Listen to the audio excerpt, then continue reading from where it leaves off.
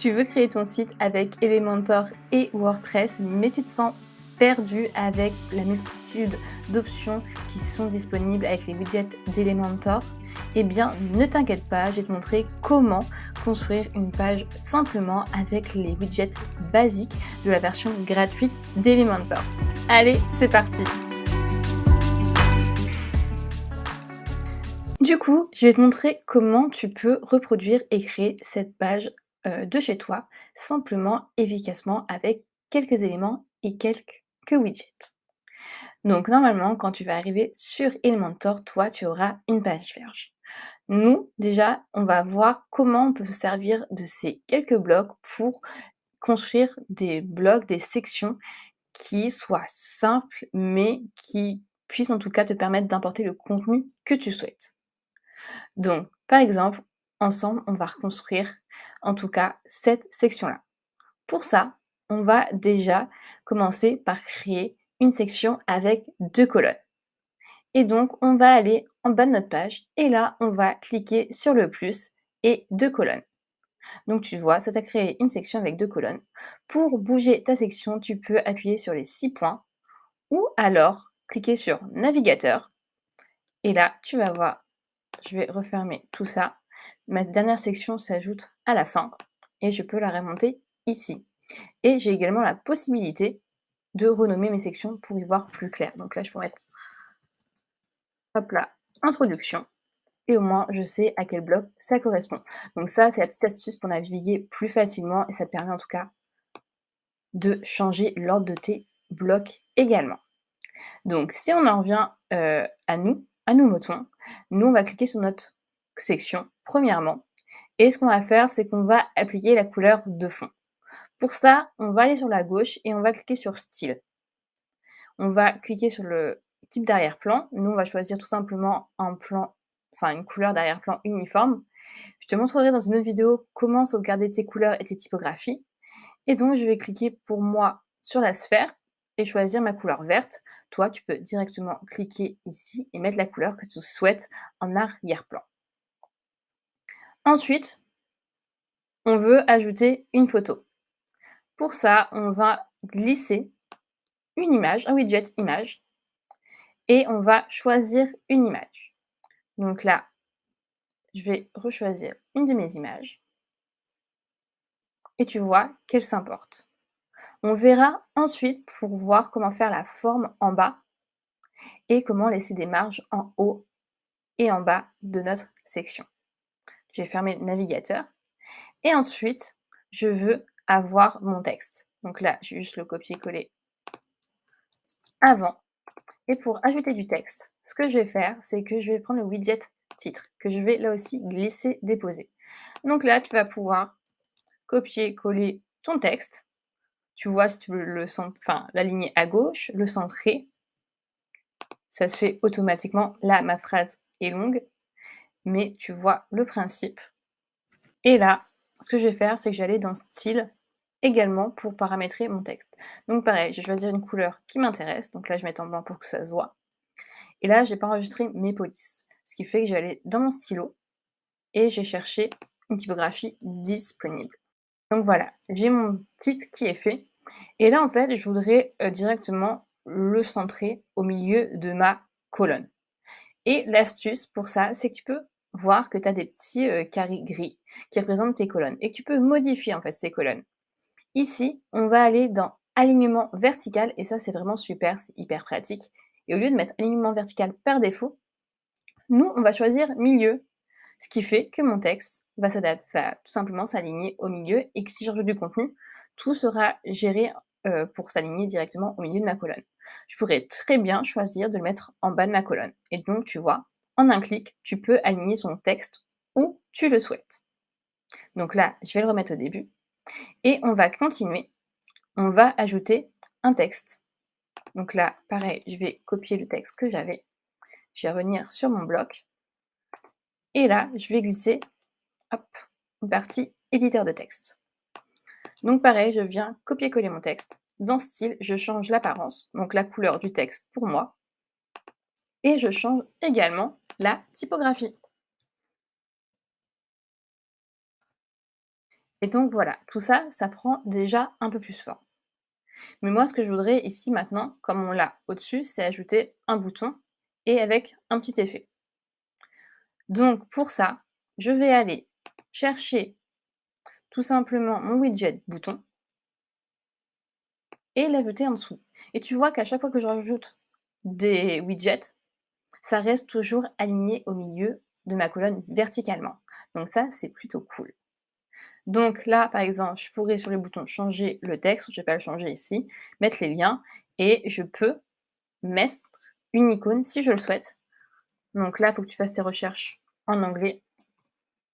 On va juste mettre une flèche pour te montrer. Et ma flèche, je peux choisir de la mettre, par exemple, avant mon texte ou après. Donc c'est à toi de voir et à toi de gérer l'espacement aussi qu'il y a entre les éléments. Par exemple, là, je voudrais qu'il y ait plus d'espacement, je gère. Et pareil, dans l'onglet style, je vais pouvoir gérer le style, en tout cas, de mon bouton. Donc là, je peux changer ma typographie. Donc, pour être cohérent, j'ai mis mon texte en Montserrat, donc je vais mettre mon bouton en Montserrat également. La taille me convient. Et là, je voudrais mettre une couleur d'arrière-plan pour que ça se démarque. Je vais mettre mon bouton en rose. Et ce qui est bien, c'est que tu peux changer la couleur du bouton au survol. Donc là, on était sur la catégorie normale. Si on va sur au survol, on peut changer également la couleur de l'arrière-plan. Donc là, j'ai mis du orange et tu vois que si je survole, on change de couleur. Donc là, si je retourne sur normal, moi, je voudrais que mon bouton, en fait, il soit arrondi. Et ça va jouer dans le rayon de la bordure. Donc là, à toi de voir quel arrondi tu veux. Tu pourrais très bien mettre, par exemple, 20. Alors, pardon. 10. Tu vois, ça arrondit au fur et à mesure. À toi de voir ce que tu cherches comme forme. En tout cas, moi ici, c'est ce que je veux, donc je vais laisser ça comme ça. Et le petit truc que tu peux faire en plus, c'est quand tu es au survol, tu as l'option animation au survol. Et là, tu peux choisir des choses. Bon, il y a pas mal d'animations qui sont disponibles, mais après, il y en a qui sont vraiment, on va dire, vintage, où ça fait trop d'effets, trop d'animations. Il faut rester soft, en tout cas, quand on ajoute des animations. Donc là, juste faire un gros et tu vois que ça grossit quand je passe ma souris. Et donc, tu vois que pour le moment, on a créé une section en 2 colonnes, on a ajouté une image, un titre, un éditeur de texte, un bouton et on a déjà plein de choses qui sont possibles. Donc tu vois, rien qu'avec ces petits éléments-là, pardon, tu peux faire déjà pas mal de choses. Donc ensuite, on va continuer, on va personnaliser la photo. Moi, je veux pas qu'elle ait des angles droits, je veux qu'elle ait des angles arrondis. Je vais dans style et là, dans rayon de bordure, je vais mettre, voilà, un rayon de bordure à 30 pixels.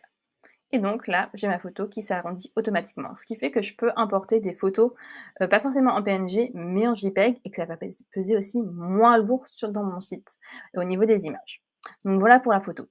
Et là, le problème qu'on a maintenant, c'est que entre ma photo et le haut de ma colonne, ma section, en fait, c'est hyper serré et moi, j'aurais qu'il y ait plus d'espace. Donc ce que je vais faire, c'est que je vais aller dans marge interne et je vais ajouter des marges en haut et en bas. Donc on va être régulier, on va ajouter, hop là, 3 EM en haut, 3 EM en bas. Et là, tu vois, ça commence à être bien. Et là, si j'enlève l'aperçu, tu vois que ça commence à être propre, avec quelques petits éléments. Et là, ce que je remarque, c'est que c'est un peu trop serré entre mon image et mon texte. Donc ce qui fait que je vais mettre en fait une petite marge aussi à gauche de mon texte pour avoir un peu plus d'espace. Donc là, je vais dans ma colonne, hop là, et à gauche, j'ai ajouté une marge. Et tu vois, là, c'est plus clair, je préfère. Et donc là, ça commence déjà à être propre. Maintenant, ce qu'on va faire, c'est qu'on va voir comment on peut ajouter une forme de séparation en bas. Et on n'ajoute rien de plus, on fait juste avec les éléments qui sont mis à notre disposition. On va cliquer sur les 6 points, retourner dans notre section, et dans style, tu as forme de séparation. Et là, nous, on va ajouter une forme de séparation en bas, donc on va cliquer sur le bas, et là, on va mettre une vague. Hop là, et tu vois, j'ai une vague qui a commencé à se mettre. Donc après, c'est à toi de gérer la hauteur, ce que tu veux faire, plus ou moins large. Et tu peux choisir la couleur qui sera appliquée en bas. Et là, en fait, comme je voudrais que mon image, en tout cas, elle se termine et que ma vague soit en dessous, je veux pas que ça se superpose, je vais rajouter des marges en bas. Donc là, tu vois, j'agrandis pour que ce soit bien. Et donc, voilà, on a réussi à refaire le même effet avec les options simples qu'on a à notre disposition dans les styles et avec les widgets de base. Après, là, on a mis des icônes, un titre et du texte. On pourrait très bien se dire, bah, pour faire ça, il me faut par exemple rajouter une icône, me dire, bah, il me faut un titre et me dire également, il me faut un texte. Mais en fait, tu as beaucoup plus simple parce que, Elementor, ils t'ont simplifié la vie. Si tu descends, en fait, en général, tu as des options, de widgets qui sont encore possibles et tu as ce qu'on appelle boîte d'images, boîte d'icônes et en fait, c'est tout simplement une boîte qui va directement contenir une icône, un titre et du texte. Ce qui fait que tu as besoin d'ajouter seulement un widget au lieu de 3 widgets et ça facilite beaucoup la vie. Et donc, je vais supprimer ce qui va ne pas m'être intéressant pour moi. Et donc là, je peux personnaliser. Ici, je vais pouvoir télécharger soit des SVG, c'est-à-dire un format pour ajouter mes icônes en bonne qualité, soit prendre les éléments qui sont déjà mis à ma disposition dans la bibliothèque. Il y en a pas mal, à toi de voir ce qui peut être bien. Et donc, hop là, admettons, je veux ça. Je vais pouvoir gérer le titre ici, changer le texte, changer ça également. Donc là, pour tout ça, je fais juste une précision, ce design, c'est pas moi qui l'ai, créé ni l'univers ou autre, j'ai repris un site existant. C'est juste pour te montrer comment ça fonctionne et toi ce que tu peux faire avec les bons éléments. Donc si on reprend, notre boîte d'icônes, on va pouvoir gérer l'espacement pardon, entre le titre et l'icône. Donc à toi de voir ce qui t'arrange, gérer la taille de l'icône et on peut gérer également le contenu. Donc on peut voir si on veut aligner à gauche, aligner à droite, tout justifier et centrer. Et on va pouvoir également gérer la taille, enfin la couleur pardon, de notre titre, la typographie utilisée. Donc là, on personnalise un maximum. Et après, pareil pour la description, à toi de choisir la typographie qui t'intéresse. Donc voilà. Et après, je vais juste faire une modification pour que tu puisses t'en rendre compte. Là, je vais mettre mon texte en rose et je vais mettre plus grand hop là, qu'il ne l'était. Et en fait, je voudrais appliquer, par exemple, ce style partout. Alors ça fait partie de la vidéo, c'est juste un petit raccourci que je trouve hyper utile. C'est par exemple, si je veux appliquer ce style-là sur tous mes autres boîtes à icônes, je fais un clic droit, je fais copier et je fais coller le style. Et là, tu vois, tout se fait automatiquement. Donc voilà, c'est la petite astuce pour aller un peu plus rapidement dans ce que tu peux faire par moment, c'est toujours utile. Et donc, là, je vais te montrer comment on peut ajouter des icônes à différents endroits sans que ce soit dans les sections ou dans les blogs. Donc j'ai effacé cette icône-là. Et ce que je vais faire, c'est que je vais ajouter une icône ici. Je vais importer l'image que je souhaite.